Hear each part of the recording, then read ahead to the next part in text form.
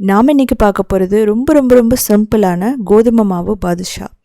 எப்படி பர்ஃபெக்டாக பண்ணுறதுன்னு பார்க்கலாம். மைதா போடாமல் கோதுமை மாவில் பண்ண முடியுமா? ஸோ நீங்கள் ஆச்சரியமாக பார்க்கலாம். ஸோ கண்டிப்பாக பண்ண முடியும். ஸோ ரொம்ப ஈஸியாகவும் பண்ணிடலாம், ரொம்ப ஹெல்த்தியாக இருக்கும். மைதாலேயே சாப்பிட்டுருக்கிறதுக்கு கோதுமை மாவில் ஒரு வித்தியாசமாக இருக்கும். அது இல்லாமல் நிறைய லேயர்ஸோடு இருக்கும். நீங்கள் மைதாவில் சாப்பிட்றத விட இதில் டேஸ்ட் அதிகமாக இருக்கும். நீங்கள் இதில் சாப்பிட்டுட்டீங்க அப்படின்னா மைதாவில் சாப்பிடவே மாட்டீங்க. நல்லா ஜூஸியாக எப்படி பண்ணுறதுன்னு பார்க்கலாம். அதுக்கு 4 டேபிள் ஸ்பூன் நெய் போட்டுக்கலாம். அதுக்கப்புறமா 1 டேபிள் ஸ்பூன் தயிர் நல்லா க்ரீமியாக பீட் பண்ணிக்கலாம். ஸோ இது நல்லா கம்பைன் ஆகிற மாதிரி நீங்கள் மிக்ஸ் பண்ணணும். இதுக்கப்புறம் பேக்கிங் பவுடர், அதுக்கப்புறம் பேக்கிங் சோடா.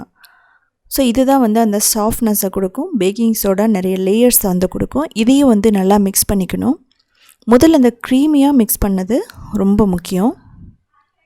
ஸோ இது க்ரீமியாக முடிஞ்சதுக்கப்புறம் நம்ம கோதுமை மாவு 1.25 கப் எடுத்துக்கிறோம். 1 கப் அப்படிங்கிறது 250 கிராம், 1/4 கப்புங்கிறது ஒரு 40லேருந்து ஒரு 60 கிராம் வரும். ஸோ இதை பார்த்திங்கன்னா முழு கோதுமை தான், மைதா எதுவுமே போடலை. இதை முதல்ல நல்லா மிக்ஸ் பண்ணணும். அதுக்கப்புறம் தண்ணியை ஸ்ப்ரிங்கிள் பண்ணி நல்ல ஒரு சாஃப்டான டோ மாதிரி கொண்டு வந்துடணும். நம்ம சப்பாத்தி மாவு மாதிரி பிசையவே கூடாது. ஏலக்காய் பொடி சேர்க்குறோம். இது எதுக்காக அப்படின்னா அந்த ஃப்ளேவர் பாதுஷாக்குள்ளே நல்லா இருக்கணுங்கிறதுக்காக. ஸோ இந்த கோதுமையோட ஸ்மெல்லெல்லாம் வராது அப்படி சேர்க்கும்போது. இப்போ இந்த டைமில் ரொம்ப முக்கியம், நம்ம குக்கீஸுக்கு பிசைகிற மாதிரி தான் அதை பிசையணும். நம்ம சப்பாத்தி பூரி பண்ணுற மாதிரி இதை பண்ணவே கூடாது. க்ளூட்டன் டெவலப் ஆகிடுச்சு அப்படின்னா டேஸ்ட்டே நல்லா இருக்காது. இதுக்கப்புறம் நம்ம 2 டேபிள் ஸ்பூன் நெய் போடுறோம். ஸோ எதுக்காகனா மாவு இன்னும் கொஞ்சம் சாஃப்டாக வரணுங்கிறதுக்காக. முதல்ல ஒரு 4 டேபிள் ஸ்பூன், அதுக்கப்புறம் ஒரு 2 டேபிள் ஸ்பூன் போட்டு மாவை நல்லா பிசைஞ்சிக்கலாம். நீங்கள் பட்டர் கூட போட்டுக்கலாம், ஒன்றும் பிரச்சனை இல்லை. இதை மூடி 20 நிமிஷம் வச்சிடலாம். இதுக்கப்புறம் சுகர் சிரப்புக்கு 1 கப் சர்க்கரை எடுத்துகிட்டு 1/2 கப் தண்ணி ஊற்றிட்டு கொஞ்சம் குங்குமப்பூ, சாஃப்ரான் போட்டுட்டு ஒரு கம்பி பதம் வர வரைக்கும் நம்ம அதை நல்லா பாயில் பண்ணணும், கொதிக்க விடணும். அதுக்கப்புறம் ஏலக்காய் பொடி 1 டீஸ்பூன் போட்டுக்கலாம். தேவைப்பட்டால் நீங்கள் ரோஸ் வாட்டர் கூட விட்டுக்கலாம், ஒன்றும் பிரச்சனையே இல்லை. இந்த ஸ்டேஜில் பார்த்திங்கன்னா எடுத்து பார்க்கலாம். 2 கைக்கடையில் ஒரு கம்பி மாதிரி ஃபார்ம் ஆகுது. இதுதான் கம்பி பதம். இதுக்கப்புறம் இது கட்டி ஆகக்கூடாதுங்கிறதுக்காக நான் லெமன் ஜூஸ் பிழிகிறேன். ஒரு டேபிள் ஸ்பூன் இல்லை 1 டீஸ்பூன் கூட ஓகே தான். இதை மூடி எடுத்து வச்சிடலாம். 20 நிமிஷத்துக்கு அப்புறமா இப்போவும் நீங்கள் மாவை பிசையக்கூடாது.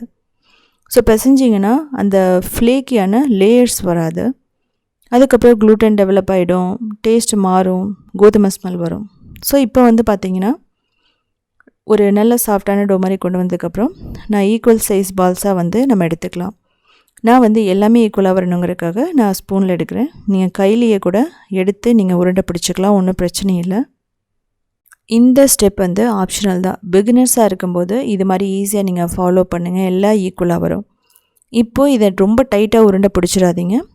ஸ்மூத்தாக பிடிச்சதுக்கப்புறமா கொஞ்சம் ஃப்ளாட்டன் பண்ணிவிட்டு அதுக்கப்புறம் கேவிட்டி மாதிரி இடையில ஒரு குழி நம்ம பெருவிரல் வச்சு சின்னதாக ஒரு குழி பண்ணிடணும். ஸோ இது மாதிரி பண்ணிட்டோம் அப்படின்னா ரொம்ப பர்ஃபெக்டாக பாதுஷா ரெடி ஆகிடும். இது ஃப்ளவர் ஷேப்பில் எப்படி பண்ணுறதுன்னு சொல்லிட்டு நான் கூடிய சீக்கிரமாக நான் வீடியோ போடுறேன். ஸோ பாருங்கள், நம்ம எல்லாம் ரெடி பண்ணி எடுத்து வச்சுக்கிறோம். இது ஃப்ரை பண்ணுறது ரொம்ப முக்கியம். சன்ஃப்ளவர் ஆயில் தான் இதுக்கு பர்ஃபெக்டாக இருக்கும்.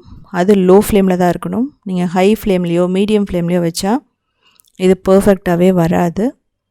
ஸோ இது பாருங்கள், நல்லா சூடான எண்ணெய் அதில் போட்டுட்டு லோ மீடியம் ஃப்ளேமில் வச்சுட்டு நீங்கள் ஃப்ரை பண்ணணும். எடுத்தோன்னே மீடியம்லேயோ ஹைலியோ வச்சிடாதீங்க. ஸோ ஓரளவுக்கு ஃப்ரை பண்ணதுக்கப்புறம் மீடியம் கொண்டு போங்க. ஸோ ஏன் அப்படின்னா இது அப்போ தான் மாவு உள்ளே வேகும். நீங்கள் எடுத்தோன்னே ஹை ஃப்ளேமில் வச்சுட்டா மாவு வேகாது, அந்த லேயர்ஸ் பிரிஞ்சு வராது. ஸோ அதுக்காக தான் இது மாதிரி பண்ணுறோம். பாருங்கள், அதனோட லேயர்ஸ் உங்களுக்கு தெரியும் மேலேயே. ரொம்ப பர்ஃபெக்டாக ஒரு நல்ல ஒரு ப்ரௌனாக வரும், ஒரு லைட் ப்ரௌனாக. அப்போ நம்ம எடுத்துடலாம். இது கோதுமைன்னே தெரியாது நம்ம சாப்பிடும்போது, அவ்வளோ டேஸ்ட்டாக இருக்கும். ஒரு சிலர் கோதுமையில் செய்யக்கூடாது அப்படின்னு சொல்லுவாங்க, அப்படியெல்லாம் ஒன்றுமே கிடையாது. ஸோ பாருங்கள், நமக்கு பர்ஃபெக்டாக ரெடி ஆகிடுச்சு. ஒரு 15 மினிட்ஸ் ஆகும், 12 to 15 மினிட்ஸு ஃப்ரை ஆகிறதுக்கு. ஸோ எல்லாமே பர்ஃபெக்டாக ரெடி ஆனதுக்கப்புறம் 2வது பேட்சையும் போட்டு ரெடி பண்ணலாம். டிஷ்யூ பேப்பர் இருந்தால் அது மேலே போட்டுருங்க. எக்ஸ்ட்ரா ஆயில் இருந்ததுன்னா அதை அப்சர்வ் பண்ணிக்கும். முக்கியமாக இதில் ஆயில் இருக்காது. பாருங்கள், ஸோ எல்லாம் ரெடியானதுக்கப்புறமா நம்ம சூடான சிரப்பில் போடணும். ஸோ சூடாக இல்லைன்னா கொஞ்சம் சூடு பண்ணிக்கோங்க. அதுக்கப்புறம் இதை வந்து போட்டுடலாம்.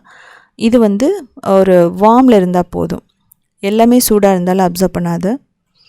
ஸோ ஒரு 2 நிமிஷம் விட்டுட்டு அதுக்கப்புறம் இந்த சுகர் சிரப்பில் போட்டுட்டு எல்லாத்தையும் ஒன்றோட ஒன்று எடுத்து விட்டுருங்க. ஸோ அப்போ தான் வந்து அந்த சுகர் சிரப்பை வந்து இதை அப்சர்வ் பண்ணும். ஸோ அப்பப்போ எடுத்து விட்டதுக்கப்புறம் மூடி அப்படியே ஒரு 15லேருந்து 20 நிமிஷம் வச்சிடலாம். ஸோ 15 மினிட்ஸ்க்கு அப்புறம் வாவ், பர்ஃபெக்டாக ரெடி ஆகிடுச்சு. ஸோ பாருங்கள், நல்லா அப்சர்வ் பண்ணிச்சு. இன்னும் டைம் ஆக அப்படியே வந்து மேலே அந்த சுகர் வந்து ஃபார்ம் ஆகும். அது ரொம்ப பர்ஃபெக்டாக இருக்கும். சாப்பிடும்போது கடிக்கும்போது நல்ல கிறிஸ்பியாக இருக்கும். ஸோ மேலே வந்து நம்ம பிஸ்தா போட்டுடலாம். ஸோ ரொம்ப பர்ஃபெக்டான பாதுஷா ரெடி. இது வந்து முக்கியமாக இது ஆறணும். ஆறுனதுக்கப்புறமா நம்ம ஒரு ஏர்டைட் கண்டெய்னரில் போட்டுடலாம். ஒரு 2 வாரம் வரைக்குமே வச்சுட்டு சாப்பிட்லாம். இது பார்த்திங்கன்னா பர்ஃபெக்டான ஷேப்பில் இருக்கும்.